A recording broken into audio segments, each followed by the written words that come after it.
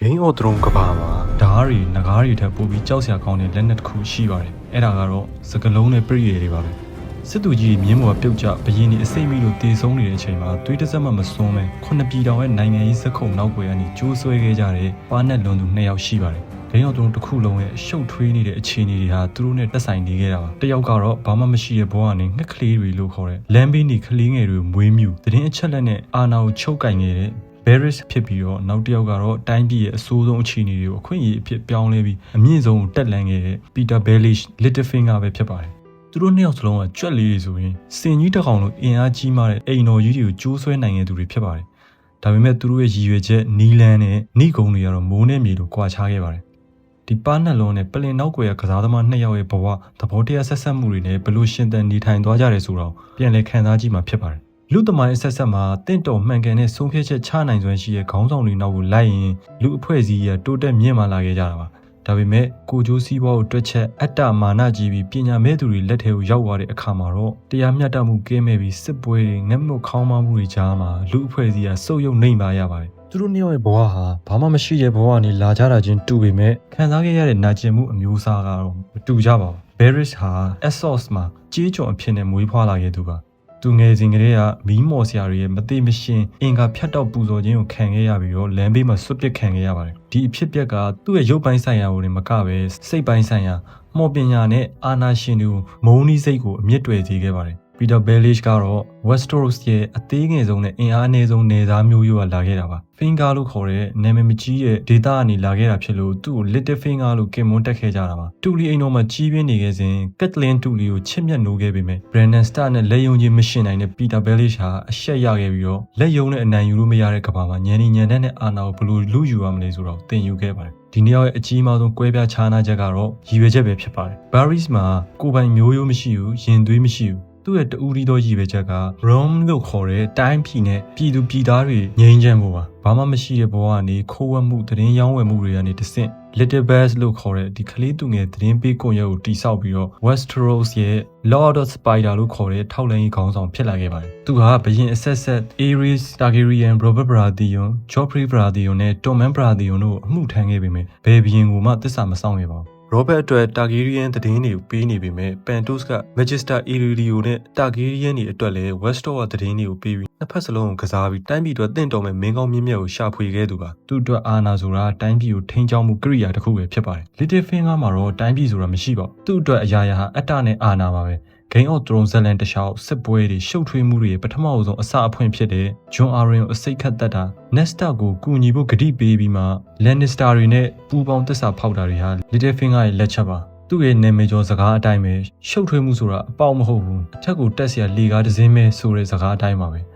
ဲတိုင်းပြည်မီးလောင်လေသူအထက်ကိုတက်ရလေပါပဲသူတို့နှစ်ယောက်လုံးဟာပါနှက်ကြတာချင်းတူပေမဲ့ကစားပုံနီးပြပါချင်းမတူကြပါဘူး Barris ကသတင်းအချက်လက်ကိုမြေအောက်ကနေစုဆောင်းတယ်လမ်းမီကလေးငယ်တွေကိုတုံးပြီးတော့နေရန်ကြားတွေလှုပ်ဝက်လမ်းကြောင်းတွေကနေသတင်းယူတယ်သူကလူတွေရဲ့စိတ်ဒဏ်ရာလှုပ်ဝက်ချက်နဲ့အားနည်းချက်တွေကိုတိတိတတ်တာမဟုတ်ပဲအရေးလိုတုံးပြီးရလက်ကိုပြောင်းလဲပြစ်တတ်ပါတယ် Littlefinger ကတော့ဘန်နာရေးယာရုကိုတုံးပြီးတိုင်းပြည်ရဲ့ကျွေးမိကိုသူ့စိတ်ကြိုက်ကစားတယ်။ကိုကျိုးစီးပွားနဲ့သတင်းစုဆောင်မှုအတွက်အသွေးသားဈေးကွက်ကိုပွင့်ပွင့်လင်းလင်းဖွင့်လှစ်ပြီးတော့မင်းကြီးမင်းသားတွေအပန်းဖြေချိန်လှုပ်ဝက်ချက်တွေကိုအဲ့ဒီကနေတဆင့်စုပ်ကင်ထားသလိုတိတ်ခါတရားကိုမျက်နှာလွှင်ချစ်ချင်းမြတ်တာငတ်မွနေတဲ့အမျိုးသမီးတွေကိုလက်နက်ကရိယာလိုအသုံးချခဲ့ပါတယ်။တာသမီဇောကက်နေတဲ့ Catelyn Stark ရဲ့စိတ်ကိုအသုံးချပြီး Lannister တွေနဲ့ရန်တိုက်ပေးခဲ့သလိုအချစ်ငတ်နေတဲ့ Lysa Arryn ကိုအသုံးချပြီးခင်မွန်းကိုပြန်လဲဇီဝင်ချွေခိုင်းတာ Sansa Stark လိုသွေးယူသွေးတန်းဖြစ်နေတဲ့ main ကလေးတွေကိုသူ့ရဲ့ချစ်ချင်းမြတ်တာအယောင်ပြပြီးအတ္တကစားပွဲတွေကိုဆွဲသွင်းခဲ့တာမျိုးပါ။တန်ပလင်ထီကိုပါတက်ရောက်ဖို့ရည်ရွယ်ချက်ကြီးကြီးနဲ့အများပြည်သူအကျိုးစီးပွားပျက်စီးမဲ့စစ်ပွဲနဲ့အစိုးရုပ်ဆုံးကပ်ဘေးတွေကိုတမင်တကာဖန်တီးဖို့ဝင့်ရဲခဲ့သူဖြစ်ပါတယ်။ဒီလိုရည်ရွယ်ချက်ချင်းမတူတာကြောင့်ပဲတယောက်ကိုတယောက်စောင့်ကြည့်ရင်သေတံထိုက်တဲ့သစ္စာဖောက်မှုတွေကိုအချင်းချင်းနှုတ်ဆက်နေကြဖို့နားလည်မှုယူလိုက်ကြပါတယ်။သူတို့နှစ်ယောက်ရဲ့ထိတ်တိုက်တွေးဆုံမှုကတော့မြောက်ပိုင်းရဲ့အမွေခံဖြစ်လာမဲ့ Sansa Stark ကိုအသုံးချဖို့ကြိုးစားကြတဲ့အချိန်မှာထင်ထင်ရှားရှားမြင်တွေ့ခဲ့ရပါတယ်။ Barris ဟာ Sansa Stark ကိုအသုံးချပြီး9ပြည်တောင်မှအင်အားကန့်အသတ်မဲ့ဖြစ်လာမဲ့ Lannister တွေကိုတားဆီးဖို့အတွက် Olenna Tyrell နဲ့လှုပ်ဝက်ညှိနှိုင်းခဲ့ပါတယ်ဒါကတော့ Tyrell အိမ်တော်ရဲ့ Loras Tyrell နဲ့ Sansa ကိုလက်ထပ်ပေးပြီးမဟာမိတ်တည်ဆောက်ဖို့ပါဒါကိုသိရတဲ့ Littlefinger က Lannister တွေကိုသတင်းရောင်းစားပြီးအစီအစဉ်ကိုဖျက်ဆီးခဲ့တဲ့အပြင် Sansa ကို King's Landing ကနေခိုးထုတ်ပြီးသူ့အကျိုးစီးပွားတဲ့တီးတဲ့အသုံးချဖို့ Bael ကိုခေါ်ယူသွားခဲ့တယ်လို့မြောက်ပိုင်းကိုထိန်းချုပ်ထားတဲ့ Bolton မိသားစုလက်ထဲကိုထိုးထည့်ပေးခဲ့တာပါအဲ့နောက်မှာတော့ Littlefinger ဟာ Bael ရဲ့ Lord Protector ဖြစ်လာပြီး Bael ရဲ့အာဏာကိုချုပ်ကိုင်နိုင်သူဖြစ်လာတယ်လို့ Varys ကတော့ Azor ဘက်မှာတကိုးထွားလာနေတဲ့နဂါးဘရင်မှာ Daenerys ထံမှာအမှုထမ်းခဲ့ပါတယ်ဒီလိုပါးနှလုံးနဲ့ကစားသမားကြီးနှစ်ယောက်ရဲ့နှီးကုံကတော့ဝမ်းနည်းစရာနဲ့အဆုံးသတ်ခဲ့ရပါတယ် Varys ဟာတိုင်းပြည်အတွက်မင်းကောင်းမင်းမြတ်လို့ယုံကြည်ခဲ့တဲ့ Daenerys Targaryen ဟာယူသွတဲ့အာဏာရှင်ဖြစ်လာတာကိုတွေ့ရတဲ့အခါ Jon Snow ကိုဘရင်မြောက်ဖို့ကြိုးစားခဲ့ပါတယ်သူ့ရဲ့သစ္စာတရားဟာဘရင်ပေါ်မှာမဟုတ်ပဲတိုင်းသူပြည်သားတွေအပေါ်မှာရှိခဲ့လို့ပါပဲဒီစေတနာကြောင့်ပဲအသက်ကိုစွန့်လွတ်ခဲ့ရပြီးနဂါးမီးလောင်တိုက်သွင်းတာခံခဲ့ရပါတယ် Littlefinger ကတော့သူ့ရဲ့အကွက်စီရဲ့ကစားကွက်တွေနဲ့ပြည့်စွာနေထိုင်ခဲ့ပေမဲ့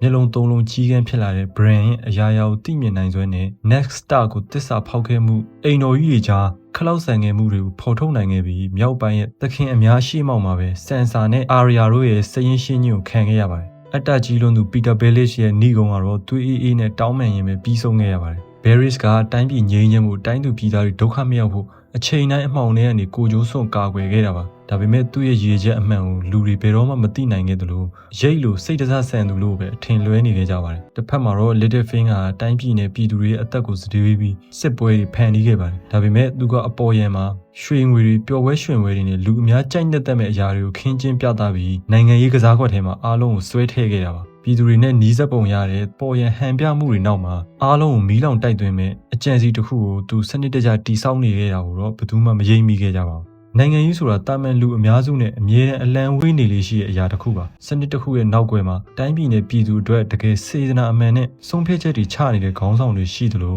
ကိုကျိုးစည်းဝါအတွက်ပြည်ရဲ့စင်အများအကျိုးစီးပွားကိုချနေနေတဲ့အခွင့်အရေးသမားတွေလည်းရှိကြပါတယ်ဒါပေမဲ့အဝေးကကြည့်နေရတဲ့ပြည်သူအများစုကတော့စေတနာအမှန်ကိုမမြင်နိုင်ကြပဲကောက်ကျစ်သူတွေခင်းချင်းပေးလိုက်တဲ့အပေါ်ယံတာယာမှုတွေနှက်ကြောင်ပေးလှဲ့ကွက်တီထဲမှာရောရောင်ပျော်ပါရင်မျောပါသွားတတ်ကြပါသေးတယ်။နှီးကုံချုပ်ရရင်တော့ Littlefinger ဟာငယ်ဘဝမှာခံစားခဲ့ရတဲ့တိမ်ငယ်မှုနဲ့ရန်ညိုးတွေကိုလောင်စာအဖြစ်သုံးချပြီးခုနှစ်ပြည်တော်ရဲ့အရေးပါတဲ့နေရာကိုပါနှက်စွာရောက်အောင်တက်လှမ်းနိုင်ခဲ့ပေမဲ့ကိုကျိုးစည်းဘဝကိုရှေ့တန်းတင်လွန်းတာစစ်မှန်တဲ့ခေါင်းဆောင်တွေကိုတစ္ဆာဖောက်လှည့်စားခဲ့တာတွေကြောင့်